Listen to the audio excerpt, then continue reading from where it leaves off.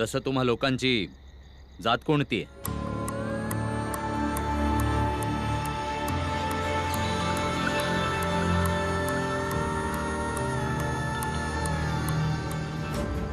या इस्पितळात तुमची जात डॉक्टरची आहे आणि आमची जात आजारी रुग्णाची. इंग्रज सैन्यामधला निवृत्त सुभेदार आहे मी.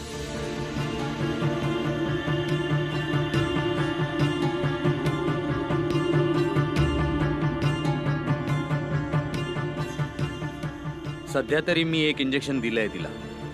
दुसरं जवळजवळ 6 तासांनी द्यावं लागेल. तोपर्यंत तुम्ही बाहेर थांबा. बाहेर माझा कंपाऊंडर असेल, तो तुमच्यावर औषध शिंपडेल. तुम्ही तुमच्या मुलीला शिवलं आहे म्हणजे उद्या तुम्हालाही हा आजार होऊ शकतो.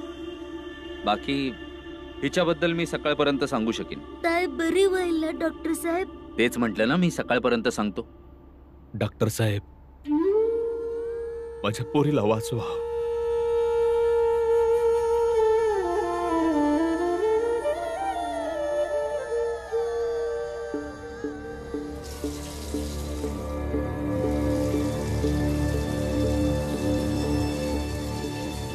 मी औषध टाकलेलं आहे. सगळे किटाणू आता मेले असतील. घाबरण्याचं काही कारण नाहीये. तुम्ही लोक बाहेर येऊन बसा.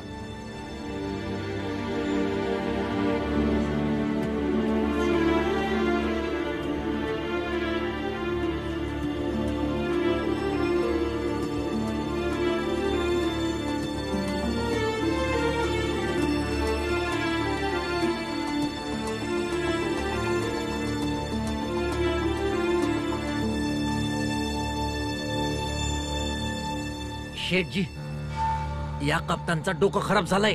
आपलं काही मनात आलं म्हणून बोलायचं का? पण तुम्ही दोघांनी या गोष्टीचाही विचार करा की जेव्हा तुम्ही रामजीच्या समोर त्याच्या मुलाला भीमला जसा त्रास देत असता तेव्हा त्या बापाला काय वाटत असेल. मी इथे आपल्या स्वतःच्या मुलाबद्दल विचारायला आलो होतो आणि हे म्हणतायत की रामजी बद्दल विचार करा. अरे आम्हाला काय गरज पडली आहे त्या रामजी बद्दल विचार करायची? आम्ही आहे स्पृश्य जातीतले लोक. आम्ही कशाला विचार करू त्या अस्पृश्य लोकांचा? अगदी बरोबर बोलताय शेठजी. अरे आमचा जन्मच झालाय त्यांच्यावर अधिकार गाजवायला आणि त्यांचा जन्म झालाय आमच्या म्हणण्यानुसार चालायचा. हेच तर. पण ही गोष्ट या कप्तानला कोण सांगेल? एक वेळा, फक्त एक वेळा माझ्या मुलाची माहिती यांना काढू दे बस. यो सांगल शेठजी, सांगल. जरा विचार करा. यो कप्तान जेव्हा आपल्या मोहल्ल्यात जाईल आणि याला तहान लागल आणि यो पाणी प्यायला, रामजी सकपाळच्या घरी नाही जाणार. तुमच्याच दारात पाणी प्यायला येईल तो. आणि पाणी पिल्याचं कर्ज तर उतरावं लागल ना शेठजी. चल. बाबा, ताई बरी होईल ना? दुसरे इंजेक्शन दिल्यावर ताई बरी होईल.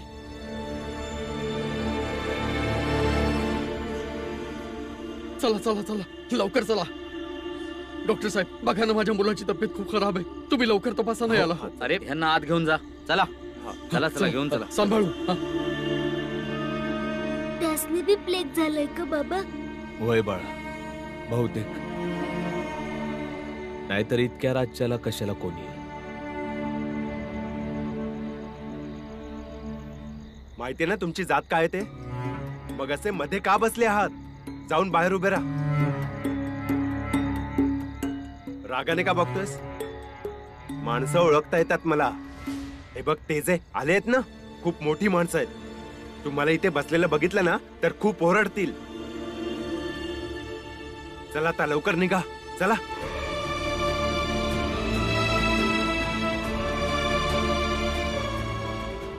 चल बाळा.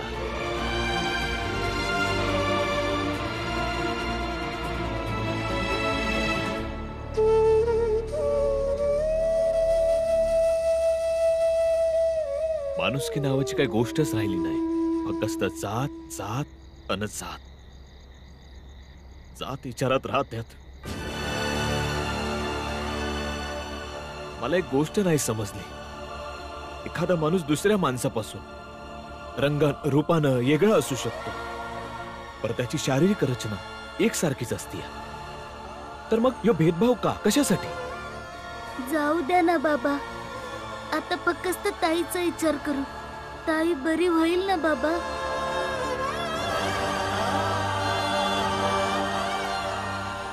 होय बाळा, होईल ती बरी.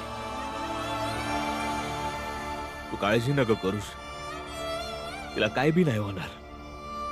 झालं तर हाय बाबा, माधवी ताई सारखं आता ती बी तर विधवा झाली आहे.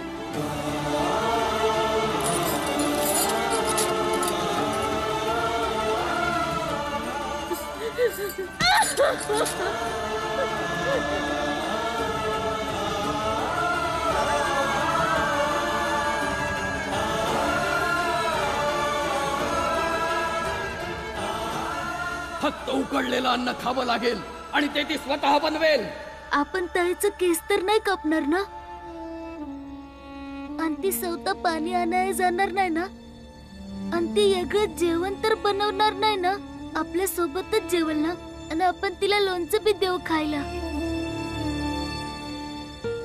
बोला ना बाबा, आपण ताईला आपल्यापासून वेगळं नाही करणार ना? नाही बाळा, कधीच नाही करणार. कधीच नाही करणार.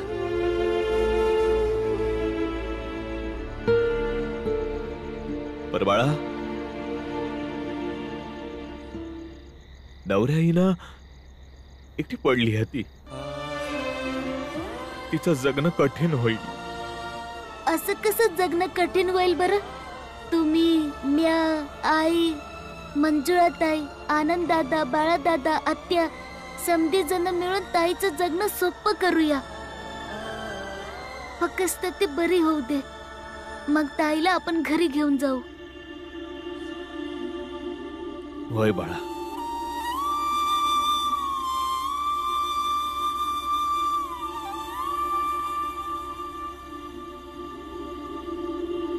डॉक्टर साहेब, माझी पोर कशी आहे?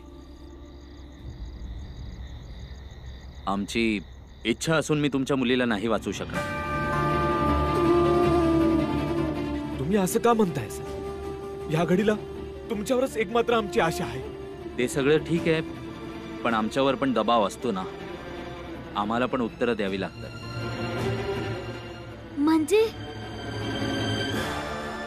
म्हणजे हे की आमच्याकडे प्लेगचं फक्त एकच इंजेक्शन राहिलंय. हा, मग जे आम्ही फक्त एकाच रुग्णाला देऊ शकतो.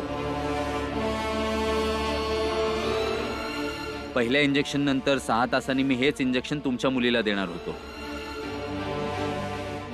आता पंडितजीचा मुलगा आला आहे. आता ते असताना हे इंजेक्शन मी तुमच्या मुलीला कसं देऊ शकतो सांगा? हे तुम्ही असं कसं म्हणू शकता? आम्ही आधी आलो होतो, त्यामुळे इंजेक्शनवर पहिला अधिकार आमचा आहे. अस्पृश्य लोक हक्काच्या गोष्टी करत नाहीत, भीक मागतात स्पृश्य जातीकडून. सध्या भीक तुम्हासनी मागायला पाहिजे, कारण आम्ही आधी आलो होतो, त्यामुळे इंजेक्शनवर आमचा अधिकार पहिला आहे. आणि हे इंजेक्शन जर माझ्या ताईला नाही दिलं गेलं तर मी इथं उपोषणाला बसेन. आणि डॉक्टर साहेब, मग तुम्हीच उत्तर द्या इंग्रज सरकारला. डॉक्टर, तुम्ही काय यांचं बोलणं ऐकताय? माझ्या मुलाला वाचवणं जास्त महत्वाचं आहे. पण साहेब, ते बरोबर बोलतायत. ते तुमच्या आधी आले. डॉक्टर, तुम्ही दुसऱ्या कोणाचा उपचार करण्यासाठी जिवंत राहणार नाहीत. जा तिथून बाहेर काढून टाकू आम्ही तुम्हाला. हे बघा, पण यांच्या मुलीचा पण जीव जाऊ शकतो ना. अरे, ती उद्या मरणार तर आज मरू दे, मला त्याचं काय? हे इंजेक्शन माझ्या मुलालाच द्यावं लागेल. नाही, माझ्या ताईलाच द्यावं लागेल. हे इंजेक्शन माझ्या मुलालाच द्यावं लागेल. नाही. डॉक्टर साहेब, अजून इंजेक्शन येणार नाही का? आज रात्रीपर्यंत तर यायला हवे होते, पण नाही आले अजून. माझ्या पोरीला दुसरे इंजेक्शन कधी पत्र मिळेल? 1-2 तास पुढे अजून थांबू शकतो, पण त्यापुढे अजून. अहो, तुम्ही काय बडबड करता आहात? चला लवकर माझ्या मुलाला इंजेक्शन द्या डॉक्टर, नाहीतर परिणाम खूप भयानक होतील.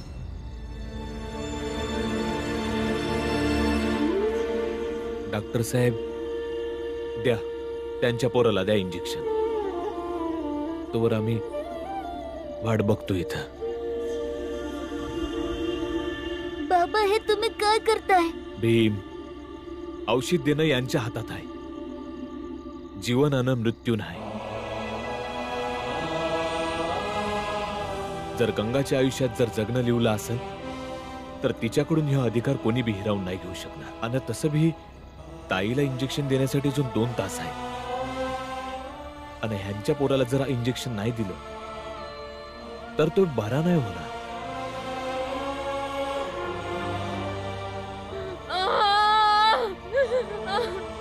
जावा पंडितजी, आम्ही छोटी माणसं असली तरी बी जीवनाचं महत्व आम्हाला कळतंय. धन्यवाद रामजी. फक्त औषधाची गाडी आली की मी लगेच तुमच्या मुलीला. चला डॉक्टर साहेब.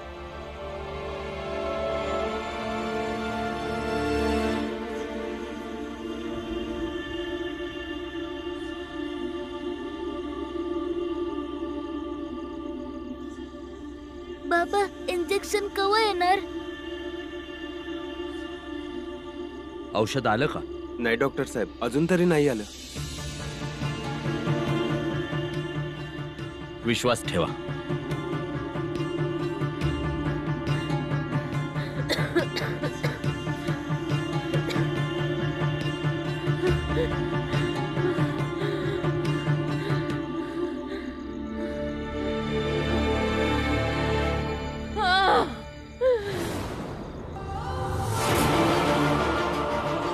डॉक्टर, काय झालं?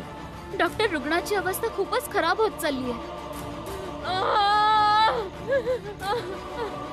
ही औषधाची गाडी अजून आली कशी नाही? रस्त्यात काही दुर्घटना तर झाली नाही ना? डॉक्टर साहेब काहीतरी करा. हे बघा, हिच्याकडे वेळ खूप कमी आहे.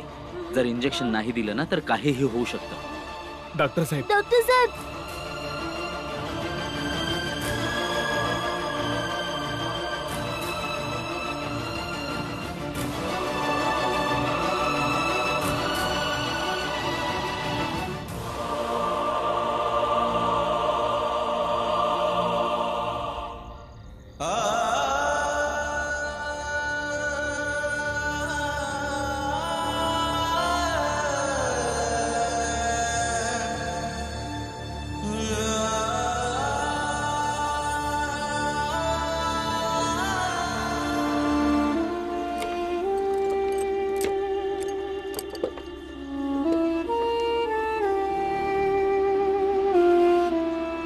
डॉक्टर साहेब, डॉक्टर साहेब, डॉक्टर साहेब, डॉक्टर साहेब इंजेक्शन आले. वॉट बॉय, जा आणि औषधाचा डब्बा घेऊन ये. हो.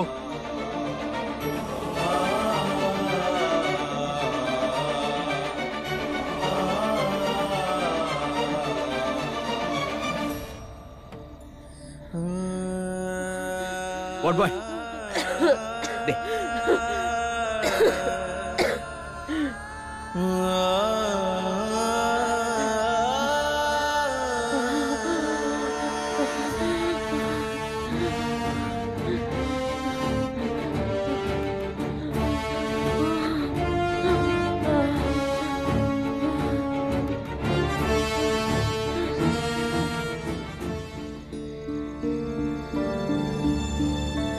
आता घाबरण्याचं काही कारण नाहीये.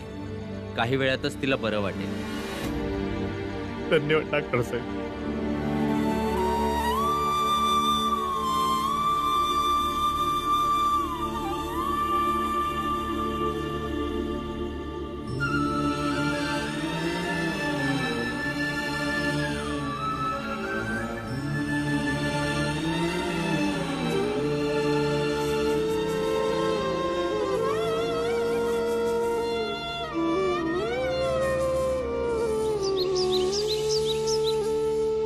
कबीर नाव जर्जरी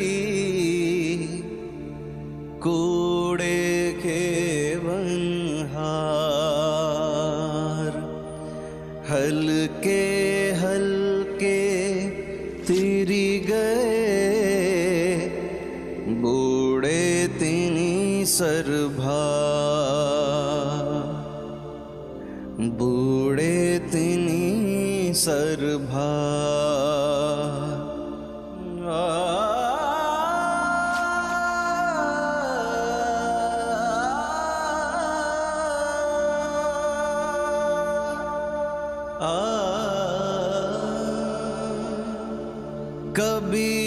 सीप समंद की रटे पियास पियास समुदहि तिनका करी गिने स्वाति बूंद की आस स्वाति बूंद की आस।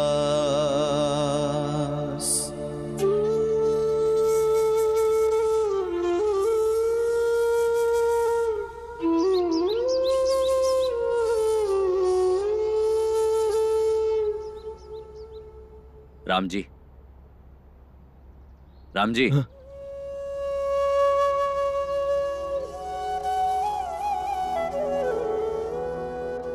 बिंबाळा, डॉक्टर साहेब आलेत. उठ.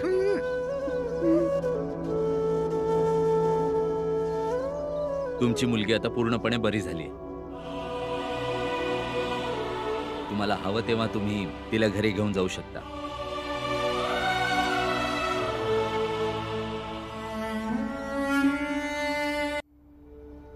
डॉक्टर साहेब, लय लय उपकार झालेत तुमचे. तुम्ही जर नसता तर माझी पोर बहुतेक वाचली नसती. धन्यवाद तर मला तुम्हाला म्हणायचंय रामजी. आज तुमच्याचमुळे मी एक मोठी चूक करण्यापासून वाचलोय. तुमचं मन खरंच खूप मोठं आहे. जा, तुम्ही आपल्या मुलीला भेटू शकता.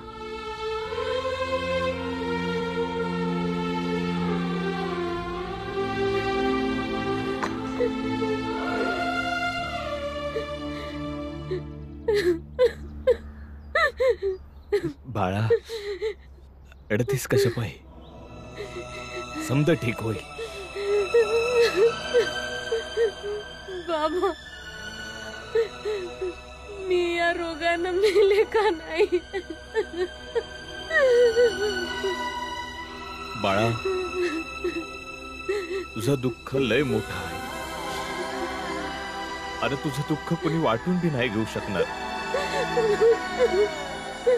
पर जेव्हा दुःख मोठं असतं ना, तेव्हा त्यातून बाहेर येण्यासाठी नेहमी वर्तमान आणि भविष्यातील जबाबदाऱ्यांचा पण विचार करावा लागतो ना. तुझी 2 लहान लेकरं आहेत, त्यांची बी काळजी घ्यायची आहे ना. आ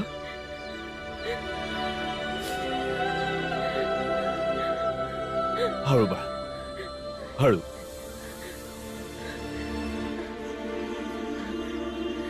बाबा,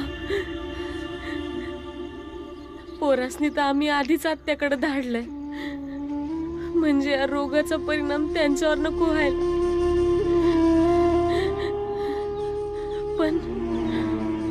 पण जेव्हा पोरासनी कळेल की त्यांचे बाबा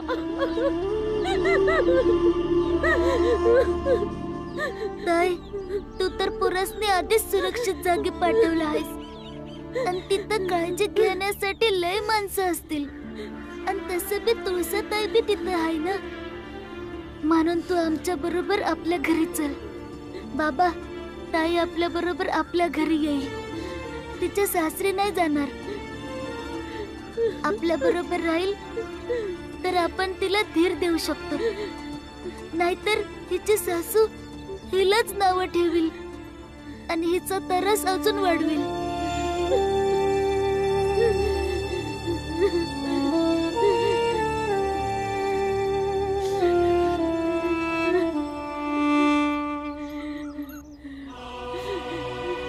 समजा ठीक होईल बाळा.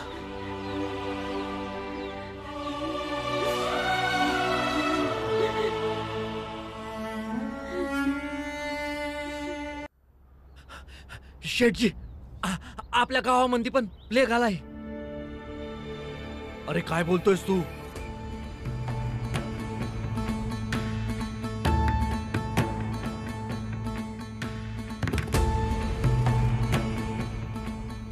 याचाच अर्थ असा की ते रामजीच्या जातीतले लोक जे बॉम्बेवरनं आले होते ते लोक घेऊन आले या आजाराला इथे.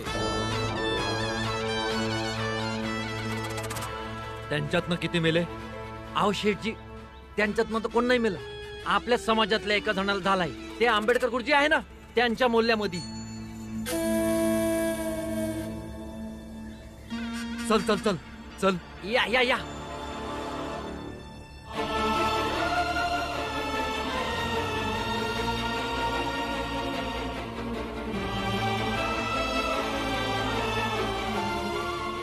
भीमाबाई जेव्हा हे बघल तेव्हा माहित नाही तिची काय अवस्था होईल.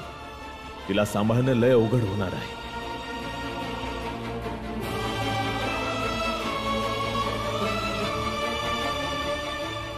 माहित नाही आता माझ्या ताईचं आयुष्य अशा समाजामध्ये कसं जाणार आहे.